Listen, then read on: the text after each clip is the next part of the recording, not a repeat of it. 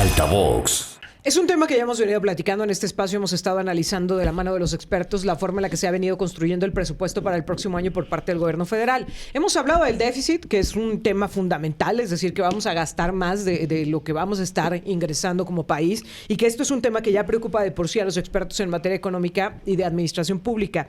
Pero México Evalúa ha presentado también un análisis de lo previsto en el paquete económico 2024, poniendo énfasis en varios de, digamos, los puntos importantes, los puntos fundamentales de este presupuesto para el próximo año. Y queremos platicar esta mañana con Jorge Cano, investigador del Programa de Gasto Público de México Evalúa, a quien le aprecio mucho, de verdad. Muchas gracias, Jorge, por tomarnos la llamada. ¿Qué tal, Erika? Jonathan, buenos días. Jorge, se ha presumido por parte del gobierno federal que este es un presupuesto que va encaminado a el tema de la infraestructura. Sin embargo, ¿qué tipo de infraestructura? Y es que este rubro cobra relevancia justo en estos momentos en donde estamos viendo pues la catástrofe que dejó Otis en Guerrero, particularmente en Acapulco, las deficiencias en las carreteras, la necesidad de una reconstrucción, pero que obviamente no estaba contemplado en esta propuesta de presupuesto para el próximo año. ¿Hacia dónde se estaban encaminando los recursos para infraestructura y qué tan significativos son, Jorge? Claro, sí, podemos comenzar con un panorama general y es que para 2024 se está planeando un recorte de la infraestructura de 23%, es la segunda mayor que se tenga registro, y pues con esto pues la inversión va a quedar por debajo de los 2 puntos del PIB, muy por debajo de la recomendación internacional, y identificamos que este recorte principalmente se va a dar en Pemex, en 50%.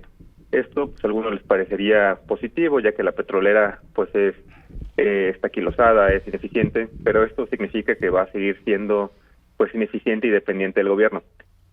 Por otros lados, vemos que se sigue apostando mucho por la inversión en transporte, principalmente el ferroviario, y esto se debe a una inversión de 120,000 millones de pesos en el Tren Maya, y pues también tenemos como proyecto estelar con un mayor incremento por ahí de 20,000 millones el corredor transísmico. Básicamente esas son las generalidades de la inversión pública y pues efectivamente para el tema del Fonden no tenemos mucho, pero podemos platicarlo más adelante. Claro, ahora dime, el hecho de que se esté considerando estas dos obras como las prioritarias, ¿qué es lo que se está sacrificando en nombre de ellas? Porque, a ver, la bolsa es una, y como lo decías, además con recorte, pues no va a alcanzar para todas las prioridades y para todas las necesidades que se tienen en materia de infraestructura en este país. El hecho de que este dinero, este recurso se esté encaminando a estas obras, ¿qué es lo que deja fuera? Sí, claro, bueno, aparte del área de combustibles que es Pemex, también vemos que pues sectores como el de educación, justicia, protección ambiental, seguridad, turismo, ciencia y tecnología, pues tienen o tendrán una inversión mucho menor a la que tenían en el sexenio pasado. Y también en los sectores de transporte, si los desglosamos, vemos que el transporte de carretero, el marítimo, pues están olvidados, rezagados por este enfoque en el transporte terrestre. Básicamente tenemos cada vez una concentración mayor en los sectores también, en los estados del sur. Se han dejado de invertir en los estados más poblados como el Estado de México, la Ciudad de México, Veracruz, Jalisco, y pues se está concentrando mucho en esos proyectos prioritarios con pues un cuestionable impacto también económico por el tipo de proyectos. Ahora, la pregunta clave es ¿qué sabemos de este dinero que se está invirtiendo en esos proyectos, en esas dos obras emblema? ¿Qué tanto sabemos los ciudadanos de cuánto nos está costando y por qué nos está costando tanto, en qué se está invirtiendo, qué se está dejando de hacer? ¿Qué tanta información tenemos del dinero que se le está destinando? Y te lo pregunto como punto de partida, porque si el próximo año todavía les vamos a meter más dinero, pues creo que sí sería necesario para los ciudadanos tener más certeza de cómo se están llevando estos proyectos. Claro, sí, podemos empezar comentando el tema de la refinería de Dos Bocas, que en teoría ya se inauguró, pero sigue sin terminarse, y de este proyecto hay una total opacidad, no está registrado en la cartera de inversión. La Auditoría Superior de la Federación ha llamado la atención muchas veces a Pemex, y pues sigue sin aparecer la información y no sabemos en realidad cómo se ha gastado este dinero. En el tema del Tren Maya, pues también vemos una cuestión preocupante, es que pues el costo inicial de esta obra en millones de pesos de 2024 ascendía a 193,000 millones. Para 2024, pues el gasto acumulado ya será de 511,000 millones de pesos. Y esto significa Sí, significa un sobrecosto de 164%, y pues obviamente esto nos dice dos cosas, que no hubo una planeación correcta y que también la gestión de las Fuerzas Armadas pues tampoco ha sido mucho mejor a los entes civiles, y eso también es un tema preocupante. Ahora, Jorge, en este punto que nos menciona, se está destinando una gran cantidad de dinero a la parte de estas obras grandototototas, ¿no? Dos Bocas, el Tren Maya, el Tren Transísmico, pero pues ya no se le ve entonces que vaya a existir presupuesto e infraestructura para otras obras que requerían los estados de la República. Sí, sin duda, como lo comentaba anteriormente, se ha visto una centralización de la inversión federal en los estados del sur, principalmente en Quintana Roo y en Yucatán, no tanto así en Chiapas, por ejemplo, en Guerrero, en Veracruz, y pues esto nos habla de que se están desatendiendo ciertas obras que, si bien son pequeñas, no son muy llamativas, pues son importantes, ¿no? Todo el tema de educación, de salud, de ciencia y tecnología, pues básicamente están olvidadas frente al sexenio pasado, y este tipo de obras pues son, al ser pequeñas, al ser distribuidas en todo el país, tienen mayor potencial de mejorar la calidad de vida de los mexicanos, y no tanto así, pues obras muy grandes, muy llamativas, que en realidad tienen un enfoque político. Y que incluso podrían ser un poco más redituables en términos económicos. A ver, me quiero detener justo en esta parte, Jorge, porque a esta zona del país, no solo a San Luis Potosí, interesa mucho el tema, por ejemplo, de la conectividad en carretera 57, ¿no? Claro. Se ha planteado la posibilidad de invertir en una comunicación férrea que permita reforzar una carretera que hoy ya está más que saturada, más que rebasada. El presidente incluso lo ha puesto sobre la mesa, pero lo ha puesto sobre la mesa como una idea, porque mientras no se le destine el presupuesto, mientras no venga acompañado de recurso, pues no lo vemos viable. Se está dejando, digamos, obras que podrían ser incluso mucho más redituables en el corto plazo por la movilidad de personas, de mercancías, por lo que podría significar como recuperación de la inversión. ¿Se están dejando de lado?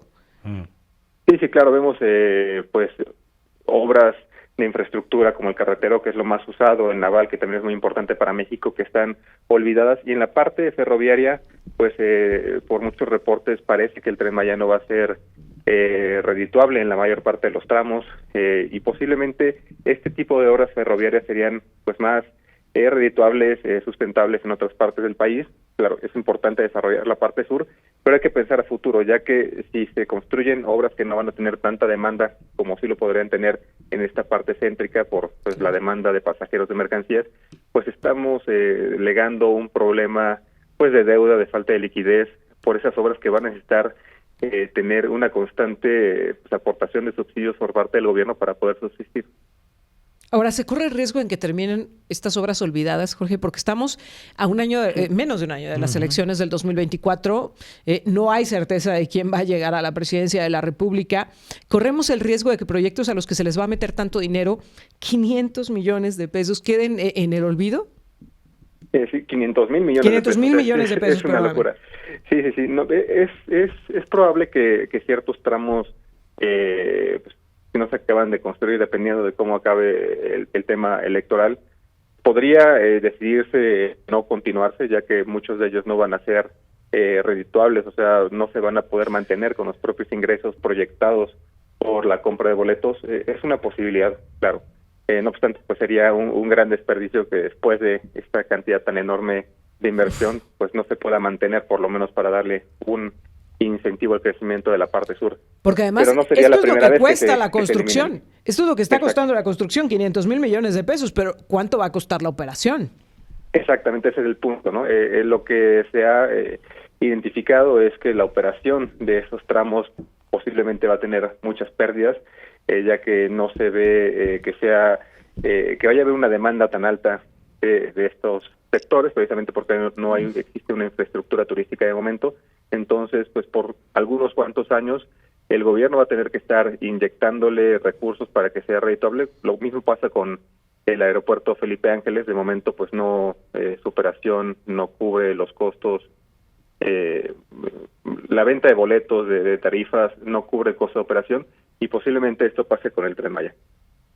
Ahora, esto es una parte de la propuesta de presupuesto para el próximo año. ¿Qué otros aspectos te preocupan particularmente, Jorge? Igual en esta proporción de la inversión y la deuda que se comentaba anteriormente, nosotros hemos puesto mucho énfasis que lamentablemente la deuda que se está pidiendo para el siguiente año no va a ser dedicada a la inversión física, como dicta el artículo 73 de la Constitución. De hecho, por cada peso de inversión. Nosotros hemos identificado que 60% se va a la inversión física, pero otro 40% se va al gasto corriente. Y esto es muy lamentable, ya que pues el gasto corriente no necesariamente te genera un crecimiento y mayores ingresos futuros que te permitan pagar la deuda, y pues básicamente se estará heredando una mayor presión financiera por el pago de la deuda en siguientes años sin que haya pues una garantía de poder pagarla. Ahora, este 40% de gasto corriente es un dato durísimo, porque como tú lo decías, a ver, no se está generando una obra que vaya a redituar, no se está invirtiendo, no va a haber un retorno de dinero, sino que se va a tapar y a solucionar problemas que ya se tienen. ¿Tiene que ver este 40% con una mala administración, con malas decisiones en la administración del recurso público? Creo que tiene que ver principalmente con un estancamiento de la recaudación. Con el estimado que tiene Hacienda de ingresos para el siguiente año, pues tendríamos que los ingresos totales del gobierno habrían crecido 6.5%, y esto es muy bajo, ya que en general en los sexenios pasados el crecimiento de los ingresos promedió 20%. Esto pues obviamente con presiones de gasto normales por el crecimiento poblacional, pues nos indican que se ha tenido que cubrir esta diferencia con mayor deuda, y al momento de empezar a pagar las necesidades con gasto corriente, pues es muy difícil salirnos de esa bola de nieve, de esa tendencia de endeudamiento, porque pues en los siguientes años difícilmente vamos a poder recortar programas sociales, gasto operativo, y nos vamos a tener que seguir endeudando para mantener ese nivel de gasto, y eventualmente esto pues puede quebrar, ¿no? Porque el costo de la deuda es muy elevado y pues es un tema complicado. Esa parte, Jorge, cuando lo mencionaban de la deuda que le va a llegar a la siguiente administración presidencial que gane, es como ponerle una losa de piedra en la espalda, ¿no? Una tras otra, deuda, deuda y deuda, cuando ahora se atraviesa la reconstrucción de Acapulco y mencionabas que pues el Fonden está por ahí, ¿está o no está? Y a final de cuentas, ese dinero, ¿cómo se va a presupuestar también, Jorge? Sí, bueno, el Fonden, como un fondo de ahorro, como un guardadito, desapareció a principios de 2021. Actualmente tenemos una partida que se llama Fonden, pero ya no es un ahorro, eso genera algo de confusión.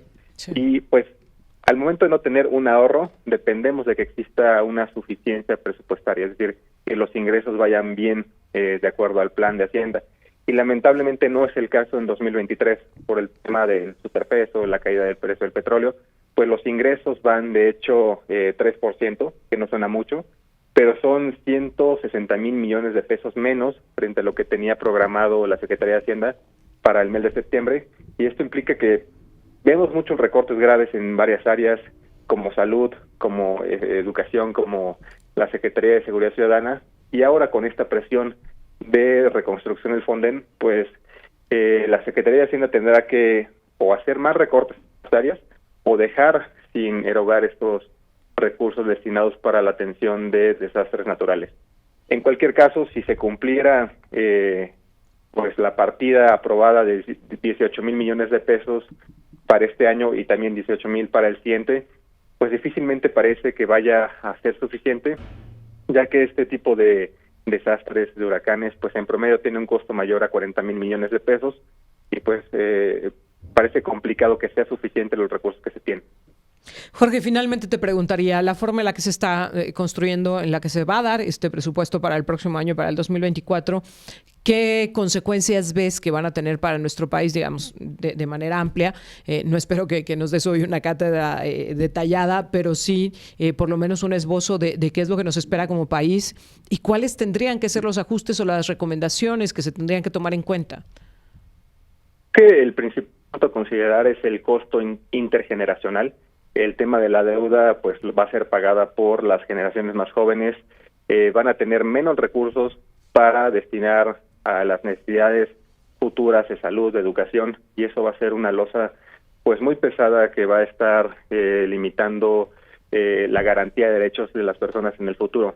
Creo que tenemos que poner un énfasis muy fuerte en una reforma fiscal que pues mejore la cantidad de ingresos, pero también una reforma fiscal que limite gastos obligados, pues aquilosados, como lo es Pemex, como lo es la CFE, como son muchas empresas públicas que tienen pérdidas, Y pues también el tema de pensiones, ¿no? Que es muy complicado, pero se tiene que buscar una manera para reducir los costos que generalmente nos están pues limitando a otro tipo de gastos. Jorge, te agradezco mucho que nos permitas platicar contigo y te voy a pedir que podamos estar en comunicación para tener oportunidad de ir desglosando poco a poco cada uno de los aspectos de este presupuesto para el próximo año. Muchas gracias. Un placer. Muy buenos días. Jorge Cano, investigador justamente de México Evalúa, conversando con nosotros. Altavox.